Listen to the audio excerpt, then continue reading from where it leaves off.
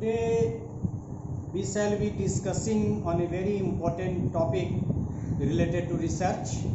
As you can see, evaluating a research report. And this lecture is important for the students from 2 points of view. First, you will come to know how you will be evaluated by your examiner when you submit your research report, either in the form of dissertation or thesis, you can see. In the same time, you will learn what are the important parameters on the basis of which a research report is being evaluated. So far as the parameter of this evaluation is concerned, the parameter of research report is concerned, there is no any hard and fast parameter. But there are certain steps, there are certain parameters that will be the integral part of every evaluation format if you are developing it. So in the present lecture, we shall discuss different parameters. Of course, in the beginning part, we shall try to focus why it is an important step for research point of view. But the main aspect of this lecture is to discuss different parameters on the basis of which a research report is being evaluated. And as we usually do, in the start of the lecture or before the lecture, we shall outline the lecture rather to identify the scope of the lecture. So let us outline the lecture.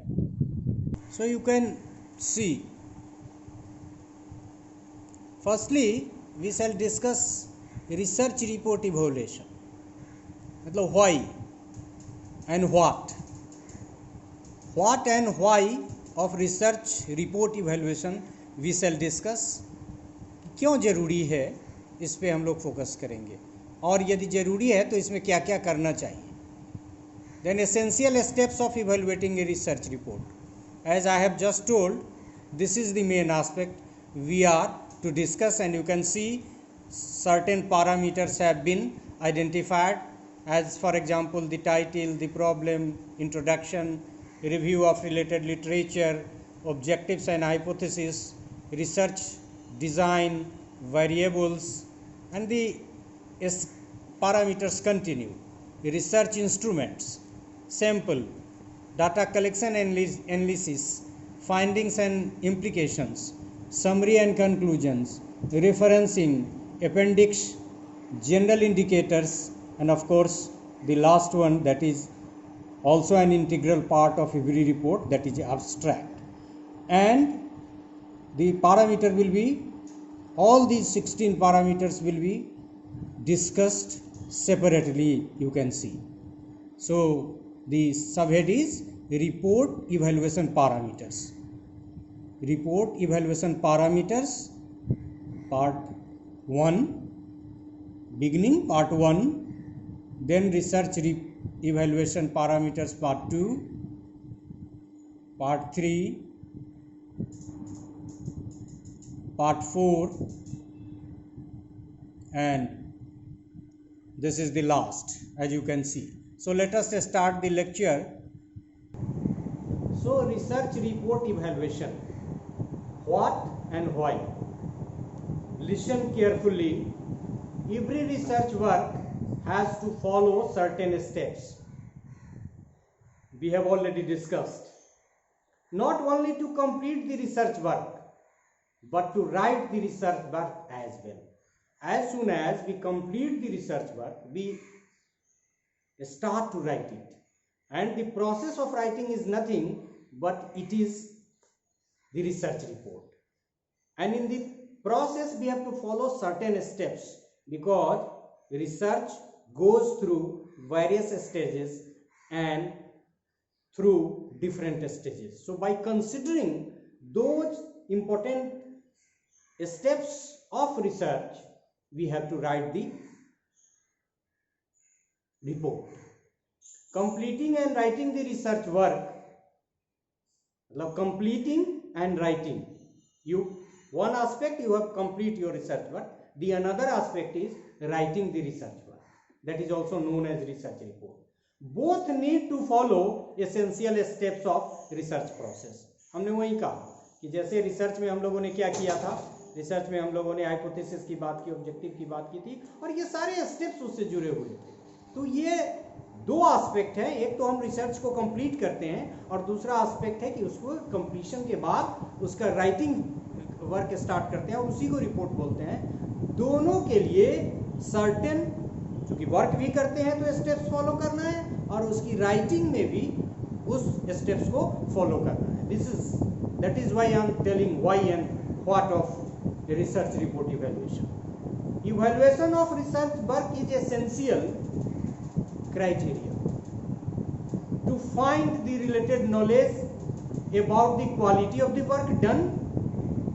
मतलब we have to know the quality of the work done, and for the same the evaluation of the research work is necessary. And in the process of evaluation of a research work, certain aspects is involved. And what will be the main aspects to consider while evaluating? That is, steps followed, whether the steps have been followed or not. Sophistication maintained, if there is a concept of design, if there is a concept of hypothesis writing, if there is a concept of hypothesis testing. In the process of all these aspects, whether the sophistication required have been maintained or not. And we have to also consider the usability of the work, how far the work is useful for the future learner or for the academic world. So evaluation of research work is largely dependent upon these three aspects, that is, steps followed, whether steps have been followed or not, whether sophistication have been maintained or not, and where usability of work is there or not, the work is useful or not. Evaluation of research work can be made only through written report, which includes work done and writing style adopted. मतलब जब भी हम evaluation करते हैं तो उसमें work done का description तो होता ही है, लेकिन उसमें हम लोग राइटिंग स्टाइल, जो जैसे हम ये शुरू में हम लोगों ने एपीआई वगैरह की चर्चा की थी, तो फॉर्मेट एक रिसर्च का अपना एक साइंटिफिक पैटर्न है, तो उसको फॉलो किया गया है कि नहीं. इसीलिए हमने कहा कि राइटिंग में दो चीज़ें हैं कि includes, writing report includes work done and writing style adopted. दोनों सही है कि नहीं. There may not be any rigid list of parameters for evaluation of a research work, as I have told in the beginning of the lecture itself. But certain parameters are quite common to be identified by any researcher. मतलब आप भी, if you are a beginning researcher, if you are doing your MA dissertation work, even then you can identify certain parameters to evaluate any project report, any research work report. And what will be that? Hypotheses have been stated or not, objectives have been written or not, tools have been described or not, standardization of tools have been mentioned or not, and like that. So even a beginner who knows even the basics of research can identify certain parameters. And for any type of research report evaluation, certain parameters will be common in all. There are different approach of evaluation. As for example, some examiner evaluate the research report thesis in freestyle. He or she takes somewhere hypothesis, somewhere tools, somewhere research references, and like that. But there are some evaluator who evaluates chapter 1 introduction. So whatsoever where evaluation will be made by them that is chapter wise. यदि 5 chapter है तो 5 chapter का अलग अलग evaluation अपना करते हैं. So let us start towards the identification and discussion of the parameters. In order to evaluate research work and research report, one has to consider certain parameters as follows: the title, one parameter; the problem, introduction, review of related literature, objectives and hypotheses, research design, variables, research instruments, sample, data collection and analysis, findings and implications, summary and conclusions, referencing, appendix, general indicators, and abstract. We have identified 16 parameters. And one thing I would like to say, this is not true with respect to this parameter. These parameters are not restricted to the thesis or dissertation report only. Some aspect or other among these parameters are very much applicable for the evaluation of a research paper. Suppose you write a research paper for any journal.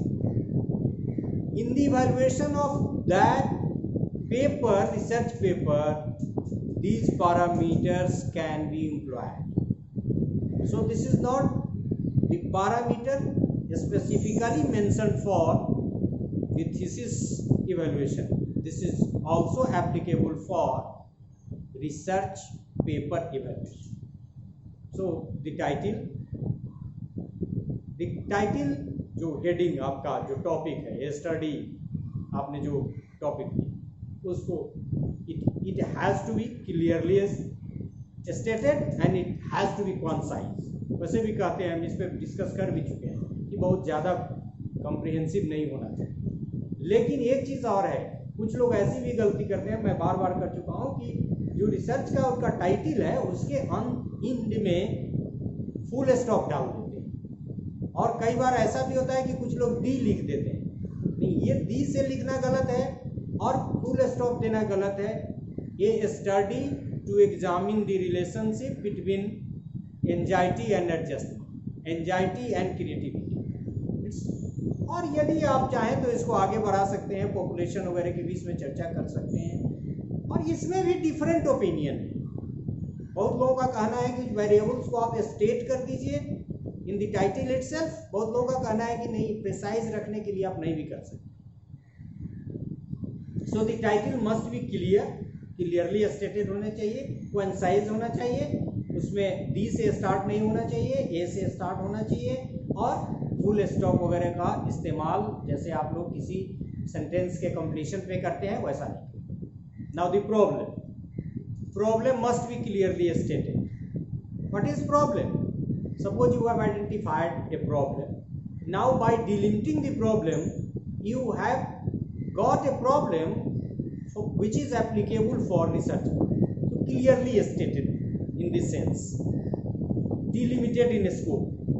अब आपने जब identify करने के लिए क्रम में problem को, बहुत सारे वेरिएबल्स को आइडेंटिफाई किया, लेकिन जब आप डिसाइड कर रहे हैं तो उसको भी कहते हैं delimit the scope of the problem.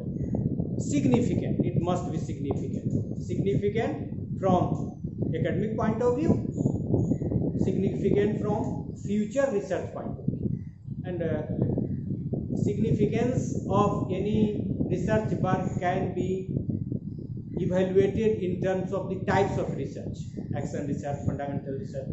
इसकी भी बात की है. तो यदि फंडामेंटल रिसर्च है तो फिर उसका सिग्निफिकेंट थोड़ा ज़्यादा होना चाहिए. Relevant, it must B relevant. कोई अनडिफाइंड टॉपिक नहीं लेना. The topic must be relevant and relevant is very much defined but it can not be defined. Relevance का मतलब ये है कि कंटेक्चुअल है कि नहीं, यूजफुल है कि नहीं, तो रिलेवेंट होना चाहिए. You as a researcher has to know whether it is relevant और रिसर्चेबल. आप ऐसा नहीं ले लीजिए टॉपिक जो रिसर्च करने योग्य नहीं. It must be researchable, it must raise specific issues. अब इसमें आप जा सकते हैं क्वालिटेटिव रिसर्च की तरफ जाएंगे तो कुछ और बात होगी, क्वांटिटेटिव रिसर्च की तरफ जाएंगे तो कुछ और बात होगी.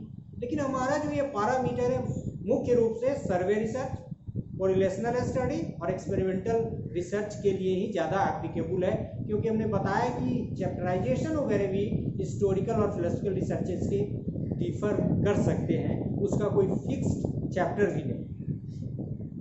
तो हमने डिस्कस किया the title, the problem, these are parameters.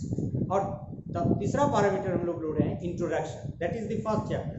अभी हमने कहा कि बहुत सारे रिसर्चर इंट्रोडक्शन से ही first chapter second chapter introduction लिखते हैं, रिव्यू ऑफ लिटरेचर लिखते हैं, डिज़ाइन लिखते हैं, फिर और जो चैप्टर का नाम है उसको ऊपर लिख के और तब उसका इवैल्यूएशन करते हैं. जो थीसिस का रिपोर्ट हम लोग देखते हैं उसमें ऐसे बहुत सारे रिपोर्ट आते हैं और बहुत लोग फ्री स्टाइल करते हैं, कुछ पैरामीटर अपने ले लिया और उसी के थीसिस को. इसीलिए हमने कहा कि कोई हार्ड एंड फास्ट ऐसा नहीं है, लेकिन पैरामीटर बहुत सारे मिलते जुलते हैं. तो इंट्रोडक्शन में होगा justification against the selection of the product. याद कीजिए जब हम लोग रिसर्च स्टेप्स की बात कर रहे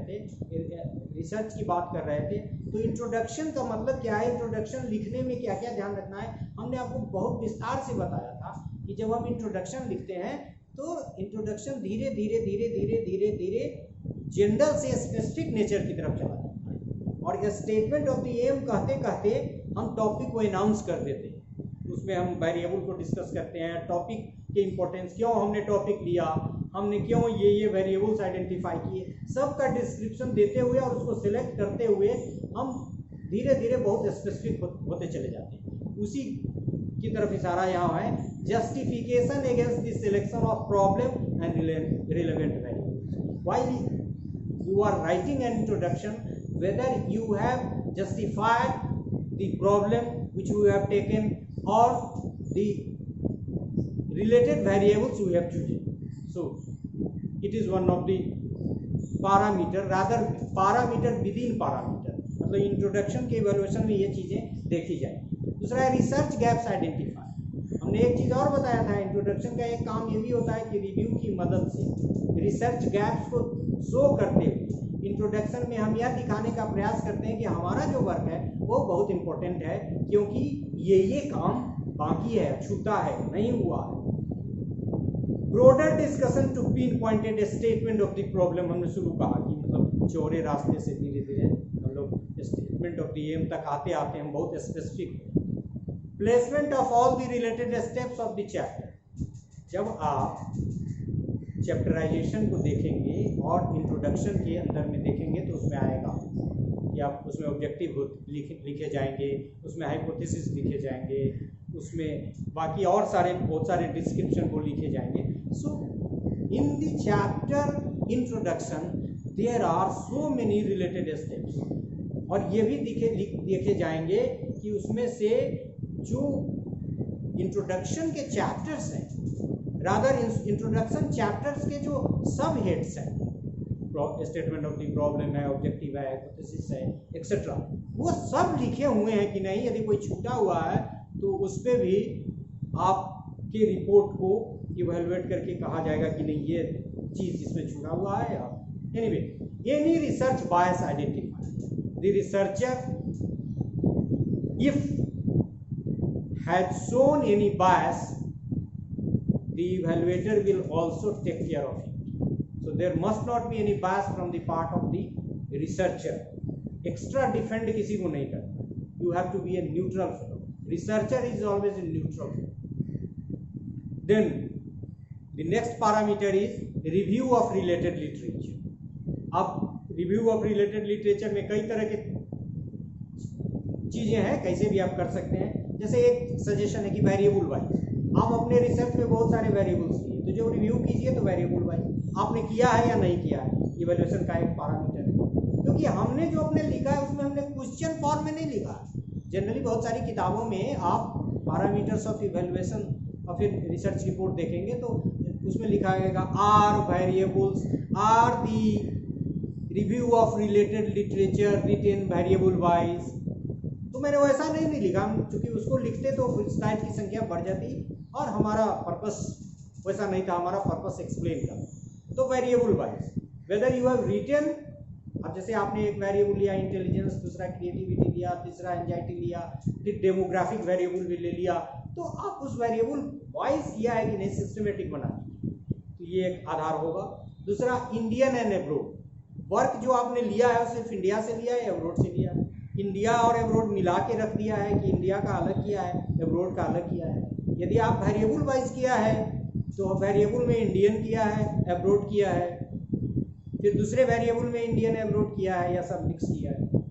लेटेस्ट है कितना, कहा ये बहुत लोग कहते हैं कि 5 साल का ही ज़्यादा एप्लीकेबल, लेकिन डिपेंड करता है कि उस फील्ड में काम कितना, तो लेटेस्ट होना चाहिए। और बहुत लोगों का ये भी सजेशंस है कि from recent to comparatively older, जैसे मान लीजिए कि अभी आप रिव्यू कर रहे हैं तो you should start from 2020 to 19 and like that.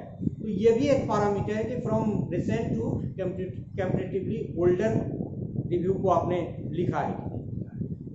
Able to find research gaps, क्योंकि इवैल्यूएशन का एक पार्ट है, लेकिन हम रिसर्च गैप जब भी आइडेंटिफाई करते हैं तो उसमें रिव्यू की मदद से ही करते हैं, क्योंकि रिव्यू को हम डिस्कस करते हैं और रिसर्च गैप, तो जो आपने रिव्यू लिया है वो रिसर्च गैप को आइडेंटिफाई करने में सक्सेसफुल है कि नहीं, एरिया और वेरिएबल वाइज आइडेंटिफाइड है कि नहीं है,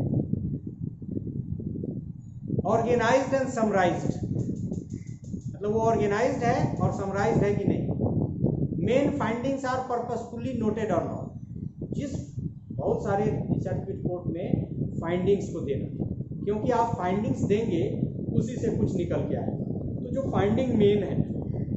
बहुत जगह ऐसा भी करते हैं लोग डेलिबरेटली स्टैटिस्टिकल ट्रीटमेंट वगैरह के बारे में भी लिखते हैं। यदि वो ऐसा स्पेसिफिक रिक्वायरमेंट उस रिसर्च विशेष में तो आप कर सकते हैं, लेकिन फाइंडिंग्स देना है कि मुख्य फाइंडिंग्स क्या है। ऑब्वियस है कि आप उसको अपनी भाषा में भी दे सकते हैं, आप इन्वर्टेड कॉमा में यदि चाहें तो उसको लिख भी सकते हैं, लेकिन आप प्लेगरिज्म के केस में प्लेगरिज्म से बचने के लिए आप ऐसा कर सकते हैं कि उसको उनकी फाइंडिंग्स जो है उनको लिखे लेकिन अपनी भाषा में कर। तो ये एक पैरामीटर होगा कि फाइंडिंग्स जो वो पर्पसफुली लिखा गया है कि नहीं, जो भी आपने जितने भी वर्क को रिव्यू किया है उसके मेन फाइंडिंग्स को लिखा है। It covers the area in A justifiable way of, मतलब यदि रिव्यू करने का मतलब ये नहीं है कि आप कुछ करें और कुछ छोड़ दें, जितने एस्पेक्ट को आपने लिया है सारे का रिव्यू किया है कि नहीं।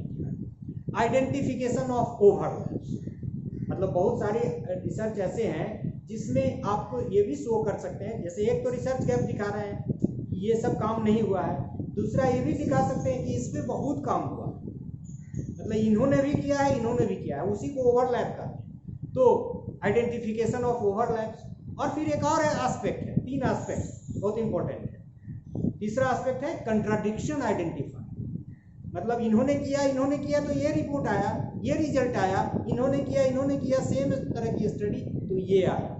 सो 3 aspect is more important from evaluation point of view of a review of related literature aspect, that is gaps identified, overlaps discussed और identified and the contradiction discussed. So एक तो variable wise, Indian abroad, latest to older, फिर overlaps, फिर contrast या contradiction, और फिर research gaps. Next जो हमारा पैरामीटर है, अब यदि हम जैसे अब चैप्टर वाइज इवैल्यूएशन करते तो ऑब्जेक्टिव और hypothesis is the integral part of chapter 1 introduction, तो हम सिर्फ इंट्रोडक्शन में सब लिख देते, तो वहाँ हाइपोथेसिस वगैरह या जितने भी सब हेड्स हैं इंट्रोडक्शन के वहाँ सब उसका डिस्क्रिप्शन होता कि यहाँ ये ठीक है, यहाँ ये नहीं लिया गया है, यहाँ इसको मेंशन नहीं किया गया है, यहाँ हम अलग ले रहे हैं। Objectives and hypothesis, whether objectives and hypothesis are clearly stated और नॉट, this is a parameter within the parameter under the head objectives and hypothesis. Measurable है कि नहीं, मेजर किया, मापन उसका संभव है कि नहीं, कॉम्प्रिहेंसिव है कि नहीं, जुडिशियसली चूजन है कि नहीं, मतलब जो हाइपोथेसिस और वेरिएबल्स है उसको लॉजिकल है कि नहीं। और एक चीज़ और, हम लोग जब हाइपोथेसिस को डिस्कस कर रहे थे तो हमने बताया था कि जब दो वेरिएबल्स, एक इंडिपेंडेंट और एक डिपेंडेंट को लेके, यदि कोरिलेशनल है तो दो वहाँ डिपेंडेंट इंडिपेंडेंट नहीं होगा, लेके जब हम कोई हाइपोथेसिस बनाते हैं तो उसको सिंपल हाइपोथेसिस करते हैं। और जब एक से ज़्यादा लेते हैं, याद कीजिएगा उस लेक्चर को, उसमें क्लियरली हमने बहुत विस्तार से डिस्कस किया था, तो उसमें एक से ज़्यादा है, कई बार तो ऐसा होता है कि दो डिपेंडेंट और दो इंडिपेंडेंट वेरिएबल लेके भी एग्जाम्पल हमने दिए हैं। तो वैसे हाइपोथेसिस को मिक्स्ड करते हैं और माना यह जाता है कि जो हाइपोथेसिस बेटर होता है वो सिंपल हाइपोथेसिस होता है। मतलब एक दो वेरिएबल्स की चर्चा, intelligence, there any significant relationship between intelligence and creativity. तो यदि हाइपोथेसिस में वेरिएबल की संख्या अधिक है तो अलग अलग हाइपोथेसिस को लिखेंगे तो सिंपल हाइपोथेसिस होगा। Even a mixed hypothesis can be broken into so many simple hypothesis. तो ये भी एक इवैल्यूएशन का पैरामीटर होगा कि whether simple hypothesis is there और not. If the hypothesis is being written in complex form, it is not a good sign, it is not a good point. Research design appropriate, whether the research design is appropriate or not, whether the reason of selecting a particular research design have been narrated, given or not। यदि नहीं दिया है तो सही नहीं है, देना हो। Detailed description of related aspects, क्योंकि हमने रिसर्च डिजाइन जो थर्ड चैप्टर होता है जनरली हम लोगों का जो चैप्टराइजेशन है उसमें, तो उस चैप्टर का अलग से सिर्फ चैप्टर वाइज हम नहीं करके हम पैरामीटर्स वाइज कर रहे हैं। इसलिए यहाँ लिख रहे हैं कि detailed description of related aspects, क्योंकि रिसर्च डिजाइन में ही मेथड की चर्चा होती है, उसी में टूल्स की बात होती है, उसी में स्टैटिस्टिकल ट्रीटमेंट की बात होती है, हमने यहाँ अलग अलग लिया है। तो रिसर्च डिजाइन के इवैल्यूएशन में हम लोग ये भी ध्यान रखेंगे कि जो रिलेटेड पैरामीटर्स हैं, जो रिलेटेड सब एस्पेक्ट्स हैं रिसर्च डिजाइन के, वो सब उस रिसर्च डिजाइन चैप्टर के अंदर में आया है। इसको हमने अलग अलग लिया है, हमने यहाँ मेथड अलग लिया है, सैंपल अलग लिया है, टूल अलग लिया है, आदि है। फिर वेरिएबल्स, अभी हमने वेरिएबल्स की चर्चा भी की। राइटली आइडेंटिफाइड और नॉट, वेरिएबल्स को राइटली आइडेंटिफाई किया गया, ऑपरेशनली डिफाइंड है कि नहीं। हमने वेरिएबल्स में भी, स्टेप्स में भी कई जगह हम लोगों ने डिस्कशन किया है, इवन हाइपोथेसिस में भी, कि the variables must be defined operationally. और ऑपरेशनली का मतलब ये होता है मेजरेबल, मतलब वो मेजरेबल है कि नहीं। So whether the variables are rightly identified, whether the variables are operationally defined, whether the variables are measurable or not. These are three sub parameters you can say within the parameter, that is variables, for reporting, for evaluating a research। Next है हमारा research instrument, इसको आप research tool भी कर सकते हैं। Research instrument measures variable accurately और not. जैसे आप इंटेलिजेंस को मेजर करने के लिए कोई जो टूल लिया है और इस इंटेलिजेंस को मेजर करता है कि नहीं। यदि क्रिएटिविटी के लिए लिया है तो उसको मेजर करता है। सो मेजर्स वेरिएबल एक्यूरेटली, मेजर्स करता है और एक्यूरेटली मेजर्स करता है।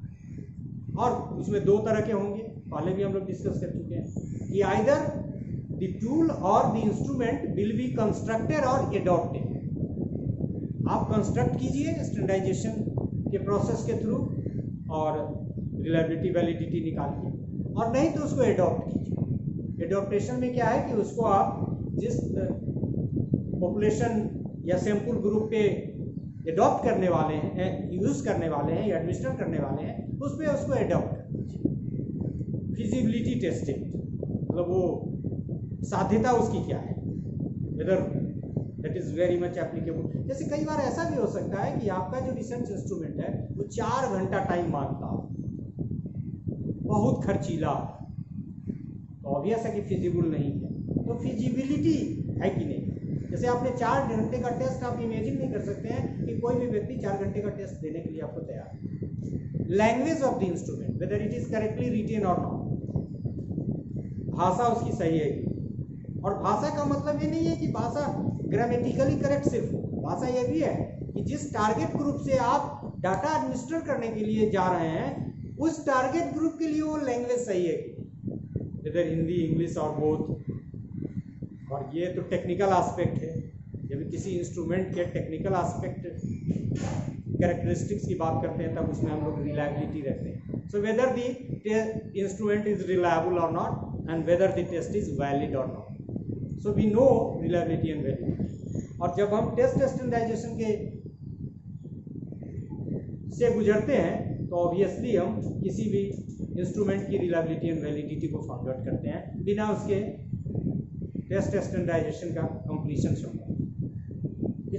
फिर नेक्स्ट पैरामीटर है हमारा सैंपल, साइज इज एप्रोप्रिएट। यदि आप पैरामीट्रिक टेस्ट लेके किसी जनरलाइजेशन तक जाना है तो उसका एक निश्चित है, अब 15, 20, 25, 50 पे आप नहीं कर सकते। तो एक तो साइज एप्रोप्रिएट, और साइज एप्रोप्रिएट कई दृष्टि से देखे जाए। एक तो आप डिजर्टेशन कर रहे हैं, एक वेरिएबल पर काम कर रहे हैं, कई वेरिएबल पर काम कर रहे हैं, रिसर्च कर रहे हैं, प्रोजेक्ट कर रहे हैं, इससे भी साइज एप्रोप्रिएट देखा है। जैसे मान लीजिए आप यदि 100 सैंपल पे कर लेते हैं कोई एक वेरिएबल का काम, तो डिजर्टेशन की दृष्टि से वो सही हो सकता है, लेकिन रिसर्च में लोग कहेंगे कि sample size is very less, तो उसको देखना पड़ेगा।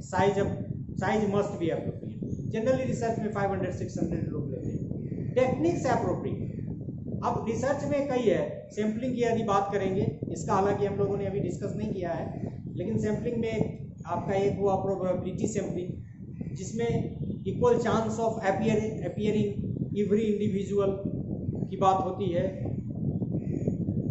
प्रोबेबिलिटी सैम्पलिंग में, और एक है नॉन प्रोबेबिलिटी सैम्पलिंग। अब प्रोबेबिलिटी सैम्पलिंग के भी कई तरीके हैं, सिंपल रैंडम है, सिस्टमेटिक रैंडम सैम्पलिंग है, स्ट्रेटिफाइड रैंडम सैम्पलिंग है, क्लस्टर सैम्पलिंग है, और इस तरह से नॉन रैंडम का भी, मतलब नॉन प्रोबेबिलिटी सैंपल, उसको नॉन रैंडम भी, नॉन प्रोबेबिलिटी सैंपल। तो वो टेक्निक आपका सही है। जैसे आप मल्टी वेरिएबल पैरामीट्रिक टेस्ट की मदद से यदि कोई रिसर्च कर रहे हैं तो ऑब्वियस है कि आपको, क्योंकि कई वेरिएबल है, अलग अलग नहीं कर सकते हैं, तो स्ट्रेटिफाइड रैंडम सैम्पलिंग सटीक होगा। क्योंकि अब सैम्पलिंग एक अपने आप में एक बहुत विस्तार का कंसेप्ट है, तो हम यहाँ विस्तार से उसकी चर्चा अलग से नहीं कर सकते हैं, लेकिन इतना बताया कि दिस टेक्निक, मतलब किस तरह का सैम्पलिंग टेक्निक आप चूज करते हैं। अभी हमने कुछ नाम भी लिया, मल्टी स्टेज लेना चाहते हैं, यदि आप नॉन प्रोबेबिलिटी सैम्पलिंग है तो पर्पजिव सैम्पलिंग से भी काम चल जाएगा, इंसिडेंटल सैम्पलिंग वगैरह का नाम है। तो इसमें से जो भी अप्रोप्रिएट हो आपके रिसर्च वर्क के लिए, वो भी इवेलुएटर देखेगा कि टेक्निक अप्रोप्रिएट है कि नहीं, पर्टिकुलरली यहाँ डाटा कलेक्शन के लिए। Same are representative of the population, क्योंकि हम एक पॉपुलेशन में से सैंपल निकालते हैं इस विश्वास के साथ कि इस सैंपल से उस पॉपुलेशन पे जनरलाइजेशन कर सकते हैं, लेकिन इसमें ज़रूरी है कि जो सैंपल हम कलेक्ट करें वो रिप्रेजेंटेटिव पॉपुलेशन का, और इसीलिए हम रैंडम सैम्पलिंग भी लेते हैं। तो एक जगह एक रिसर्चर ने पूछा कि ये रैंडम सैम्पलिंग है या एट रैंडम सैम्पलिंग, तो random sampling is a planned act, it is not at random any more, and the plan is only in the light of making the sample representative of the population. तो representative है कि नहीं, मतलब जब sampling के आधार पे हम आपके रिपोर्ट का इवैल्यूएशन करेंगे तो देखेंगे साइज एप्रोप्रिएट है कि नहीं, टेक्निक एप्रोप्रिएट है कि नहीं, और जो सैंपल लिया गया है वो पॉपुलेशन का रिप्रेजेंटेटिव है कि नहीं, मतलब देखा जाएगा कि कैसे लिया गया। अब आप कह रहे हैं बिहार के टीचर्स का, और आपने सिर्फ शहर के टीचर को ले लिया, आपने सिर्फ गवर्नमेंट टीचर का लिया है या प्राइवेट का लिया है, तो वो जो आपका डिफाइंड है वेरिएबल्स, उसके आलोक में रिप्रेजेंटेटिव होना चाहिए आपका सैंपल नेक्स्ट एस्पेक्ट है आपका डाटा कलेक्शन एनालिसिस। डाटा हम कलेक्ट करें। एडमिनिस्ट्रेशन ऑफ इंस्ट्रूमेंट, मतलब इंस्ट्रूमेंट को प्रॉपर, जब भी हमने कहा कि 4 घंटा, 1 घंटा ही लेना है तो उसको अपने एडमिनिस्टर ठीक से किया है। Collection of primary data personally, ये भी एक बात पूछी जाती है कि आप as a researcher primary data के कलेक्शन में खुद गए थे या नहीं। यदि आपने किसी ऐसे आदमी को जो कंपैरेटिवली लेस एक्सपीरियंस्ड है आपने डाटा कलेक्शन के लिए भेजा है, तो वो भी एक पॉइंट माना जाएगा कि वो उसका लिमिटेशंस हो सकता है। Authenticity and reliability of secondary data, आपने सेकेंडरी डाटा यदि कहीं से लिया है तो क्या वो ऑथेंटिक है, कहाँ से लिया है, उसका टेस्ट होगा, इवेलुएट उसको किए जाएंगे। Reliability of the secondary data, और रिलायबिलिटी का मतलब क्या है, पर्पसफुलनेस, मतलब वो पर्पसफुल है कि नहीं आपके रिसर्च के लिए। So authenticity and reliability of the secondary data. Right kind of test, कौन सा टेस्ट चूज किए हैं, जो आपने टेस्ट एडमिनिस्टर किया है इंटेलिजेंस को मेजर करने के लिए, जिस वय के बच्चे के लिए वो टेस्ट बना है, जिस एज नॉर्म के लिए या जिस क्लास नॉर्म के लिए यूज़ किया है, उसी पे अप्लाई किया है आपने या किसी और पे कर दिया है, तो ये राइट काइंड ऑफ टेस्ट। और वो टेस्ट वही मेजर करता है जिसके लिए आपने उसको चूज किया है। अप्रोप्रिएट स्टैटिस्टिक्स, तो पैरामीट्रिक टेस्ट लगाया है, नॉन पैरामीट्रिक टेस्ट लगाया है, क्या लगाना चाहिए। यदि आप जनरलाइजेशन की तरफ जाना चाहते हैं तो ऑब्वियस है कि आपको टी टेस्ट, एफ टेस्ट वगैरह के माध्यम से सिग्निफिकेंट डिफरेंस देखना पड़ेगा। तो जो आपका स्टैटिस्टिक्स है वो अप्रोप्रिएट है। यदि नॉन पैरामीट्रिक है तो आप आई स्क्वायर से भी काम चला सकते हैं। तो appropriate is always relative, effective and purposeful data analysis. अब डाटा एनालिसिस में कई बार आप ये भी देखिएगा कि बच्चा ये सभी जानता है कि टी टेस्ट ये इन्फेरेंशियल स्टैटिस्टिक्स है, ग्राफिकल रिप्रेजेंटेशन जो है वो इन्फेरेंशियल स्टैटिस्टिक्स नहीं। तो आप टी टेस्ट की मदद से जब डाटा को इवेलुएट कर रहे हैं, डाटा का एनालिसिस कर रहे हैं, तो प्राथमिकता उसको दी जानी चाहिए। कई बार लोग क्या करते हैं कि ग्राफ को ज़्यादा इंपॉर्टेंस दे देते हैं। ये भी एनालिसिस में देखना होगा कि डिस्क्रिप्टिव स्टैटिस्टिक्स को इंपॉर्टेंस वहाँ आपको नहीं देना चाहिए। ठीक है, आप टी टेस्ट के बाद ग्राफ दिखा दीजिए, लेकिन कई बार ऐसा करते हैं कि आपने पैरामीट्रिक टेस्ट लिया है और ग्राफ पहले दिखा देते हैं और टी टेस्ट का डिस्क्रिप्शन बाद।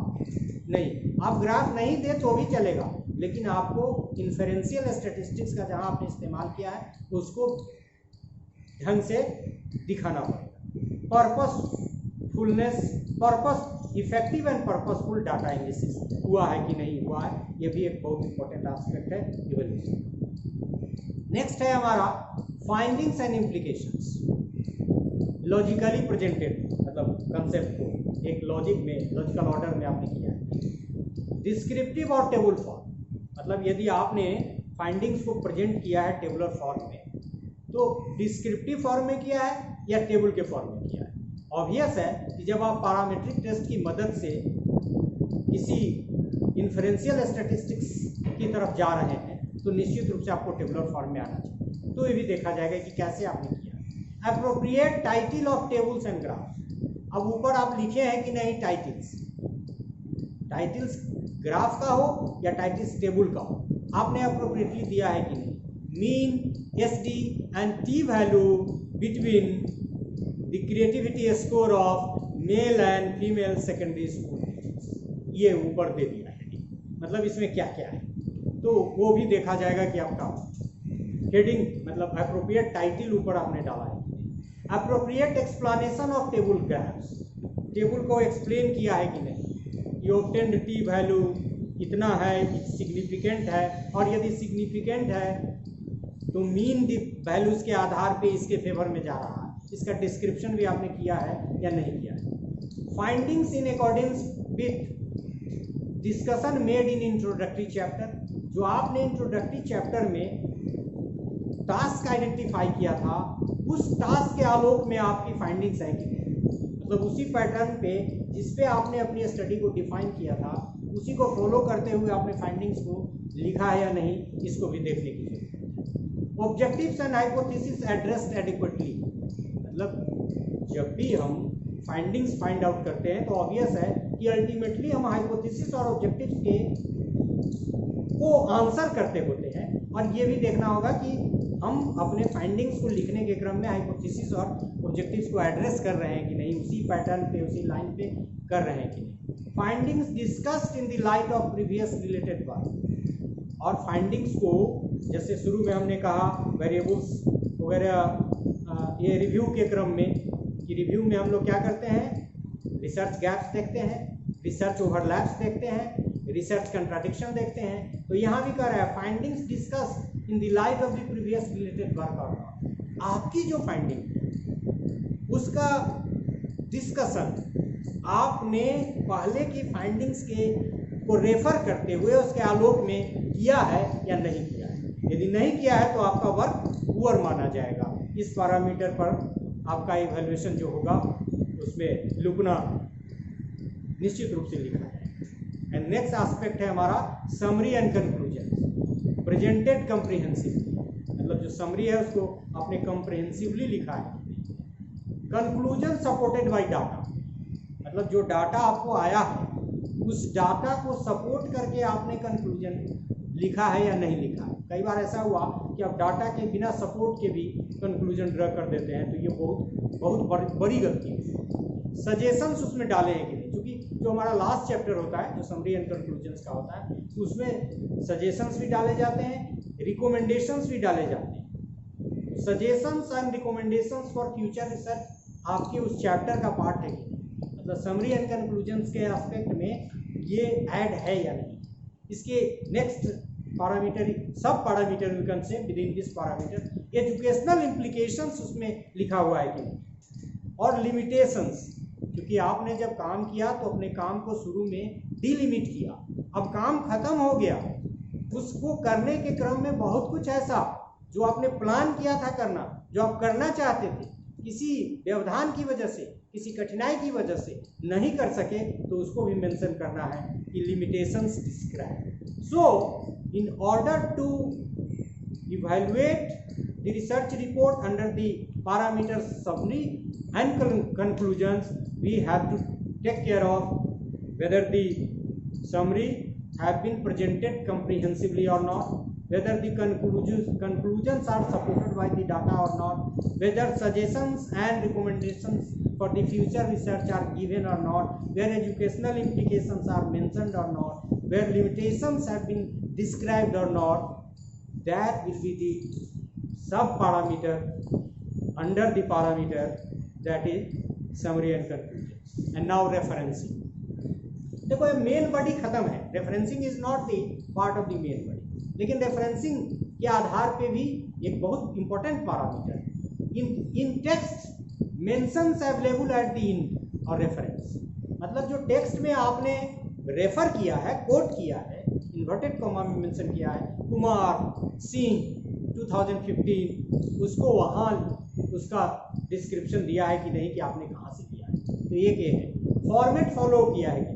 जनरली हमने पहले बहुत पहले बात की कि एपीआई फॉलो करते हैं, लेकिन यदि हम रेफरेंसिंग की बात करें तो कई तरह से हम लोग रेफरेंसिंग करते हैं। जो सबसे कॉमन है वो अल्फ़ाबेटिकल, जैसे कुमार, ललित, कुमार, सुबोध, सिंह, फिर वर्मा, तो टाइटल पहले लिखते हैं, और टाइटल जैसे जिसका ए से आए, जैसे आलोक अंजान, अब अनजान पहला यदि है तो अल्फाबेटिकली उसको करें। दूसरा तरीका है कि जो टेक्स्ट में सबसे पहले आया तो उसमें 1 2 आपको करके करना पड़ेगा, और उसमें जहां आपने उसको रेफर किया है इन टेक्स्ट उसके ऊपर 1 लिख देना।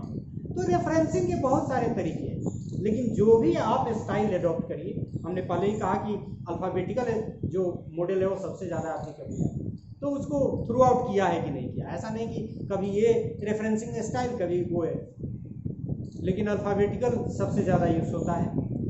एक्यूरेटली प्रेजेंटेड और नॉट, रेफरेंस जो भी रेफरेंस हुआ है उसको एक्यूरेटली लिखा है कि नहीं, कोई गलती नहीं तो कर दिया। वहाँ 2014 कुमार 2014 और उसको यहाँ लिखने में 2016 कर दिया तो गलती मानी जाएगी। वहाँ 16 कर दिया, यहाँ 15 कर दिया, वो बहुत माइन्यूटली आपको लिखना है। यूनिफॉर्मिटी, इन सब तरह से यूनिफॉर्मिटी होनी चाहिए। जैसे आप रेफर किए हैं थ्रू आउट द टेक्स्ट आप वैसे ही रेफर करें, और इंडेक्स्ड है कि नहीं, जितने को आपने किया है सारे का इंडेक्स आपने बनाया है कि नहीं बनाया है, टू बी अपेंडिक्स या एनेक्चर भी उसको बोलते हैं, जो आप ऐड करते हैं।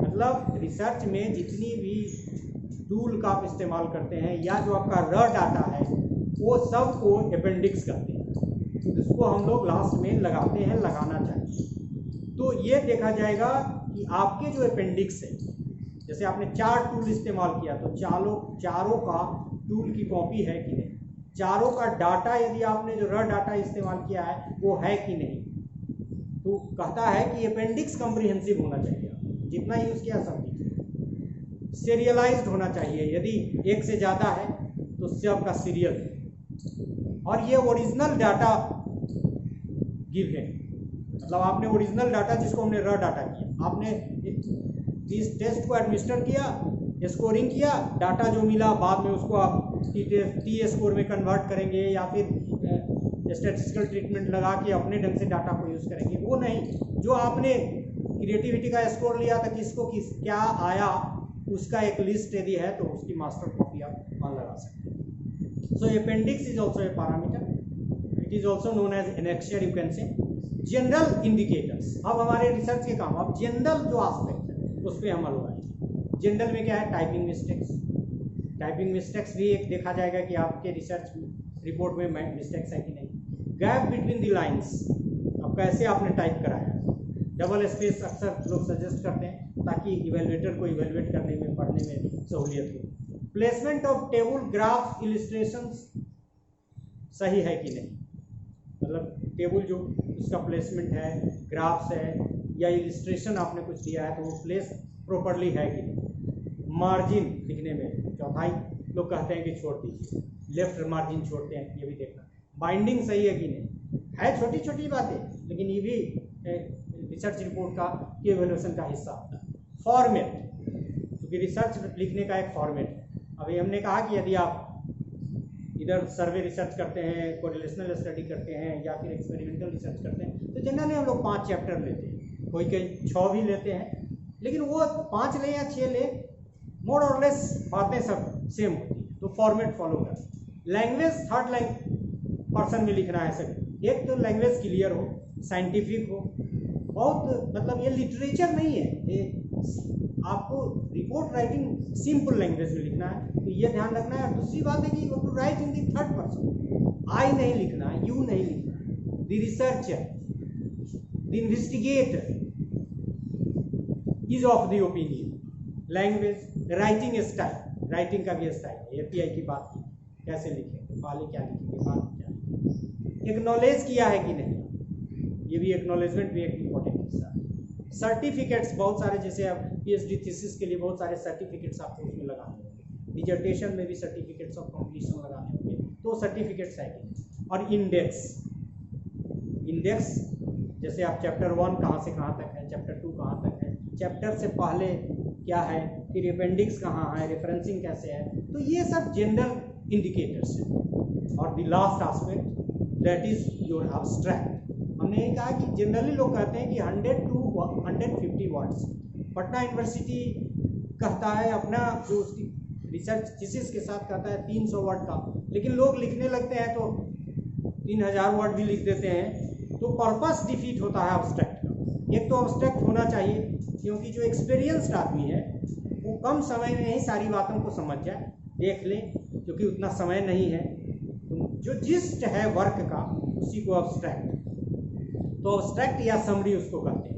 एक तो यह कि है कि नहीं है, और यदि है तो क्या क्या है, अवेलेबल विथ रिपोर्ट, मतलब रिपोर्ट के साथ एब्स्ट्रैक्ट है कि नहीं, ब्रीफ है कि नहीं। अब जब आप थीसिस की तरह ही रिपोर्ट भी एब्स्ट्रैक्ट भी लिख देंगे तो फिर फायदा क्या हुआ।